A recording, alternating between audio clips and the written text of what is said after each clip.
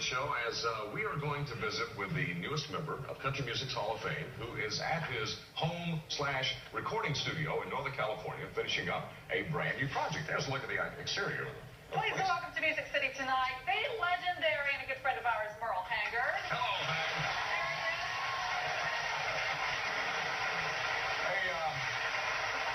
Merle, you know, this poses an interesting question, considering the fact that the studio is so close by. It's there in the house. How often have you been late for a recording session? Well, I've been late for everything, I guess, that I've ever been involved with, one time or another, if I did it more than once. I got you. All right. But have you put a lot of money into this studio? Is it state-of-the-art? Well, you know, I don't keep much money around the place anymore. I'm afraid I'll get robbed. I got you. So you put it all in electronic equipment. Is that what you're saying, Merle? Of course. Yeah, we've got a really, really wonderful studio here. I've taken about 10 years of my life getting it that way, and we're really finally getting a good sound here we want.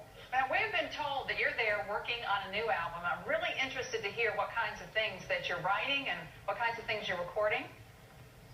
Well, we're in the process of closing up an album project that we're going to, I think, title From a Jack to a King in view of the Hall of Fame induction, and it'll be called From a Jack to a King Hall of Fame series or whatever. Yeah. And it encumbers a bunch of new Merle Haggard songs, and a couple of Max Barnes, I think, is with me once on there, and then we have some guests on the album this time. You got some big stars, don't you, Merle? Well, we got a couple of good friends, and I don't know how big stars they are. I don't watch that part of their life, but I sure like them as people. I'm talking about John Anderson and Dwight Yoakam, and we got some great session players on the thing, along with the strangers, people like Don Sears, harmony singing, and we've got, who else help me, Abe? Anybody else?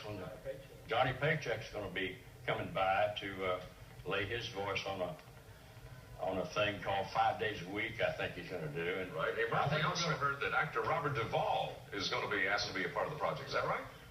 Robert Duvall has been asked to be a part of the project, and I called his people, and they said, well, it's funny. He said, Robert told me this morning to call you and see if there's any way you could sing on your album.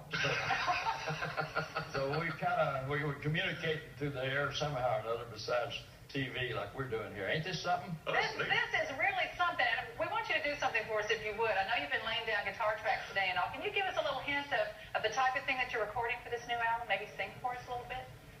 Well, I'm going to tell you, I'm going to try to do this song called If Anyone Ought to Know. It's the Capper song, the last song on the tape. And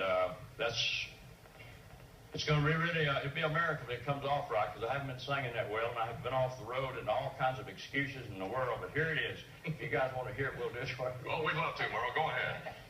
All right. Let me change. I got to change my headphone here. You get to see me do that. Okay. Isn't that great? You got to get his music. I do really some great moves as you'll watch through the evening. This here will look like a growth. But, it's better than some of the things we use out on the road. This song is called If Anyone Ought to Know. It ought to be me.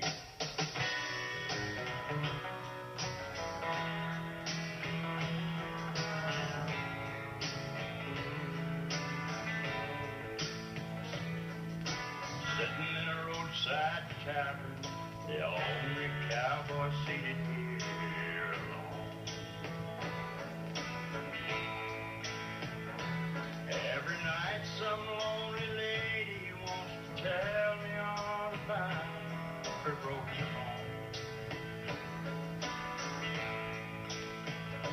It's like they can see inside my mind. They act as though they know I'll understand.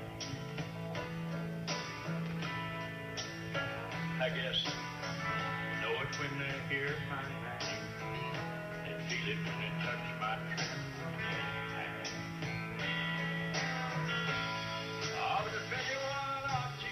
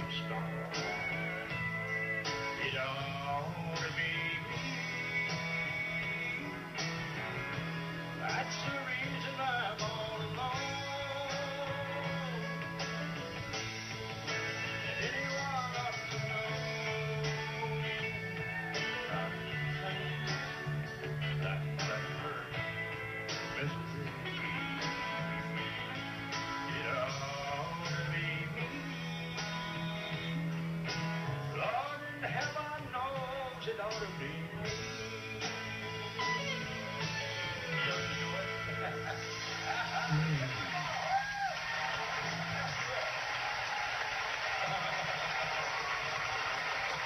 Let me get your story.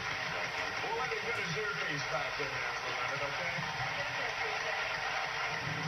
Well, we're working on his earpiece. You know, let me tell you something. That is really special. I would imagine not everybody gets to get in on a recording session with Merle Haggard. But that's neat to watch you there, Merle. Can you hear us okay now? Yeah, I got my other earphone on here. Well, you know, you put everything you have into every song, don't you? Well, when we go into this many people, you guys better do it right, hadn't you? That's a good point. You look like you have a lot of fun in the studio. Now, I was noticing when you were holding the headsets over your ears, you bring them back, you forth and all that. What are you doing? Just changing the volume or the mix for you or what? No, when you try to hear the music in your earphones and you clamp them down tight on the side of your head, you can't really hear pitch as well as you can if you prop them out a little bit where you can hear your voice as it really is, as it's going in the mic. I got you. Okay, now, Merle, somebody told us that you already have sort of an idea of what you want this album cover to look like. Can you tell us? I want it to look at a bunch of people. Well, good answer, you Hall of Famer, you. No,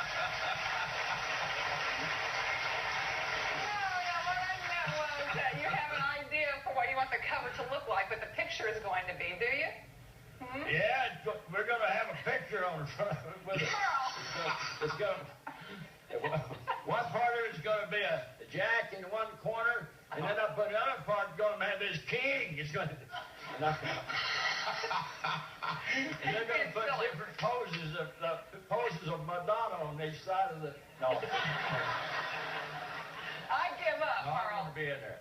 Okay, well... Now, he'll tell you, what are the two pictures? We understand they're using like two different pictures to show the Jack to the King analogy there, right? Well, in your mind, lay down the little cassette in front of you there, and on the left-hand bottom corner, you'll have a Jack, and on the right-hand top corner, you'll have a King.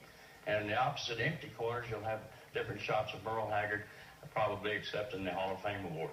Oh, now, see, that would be nice. See, that's what I was going for, Merle.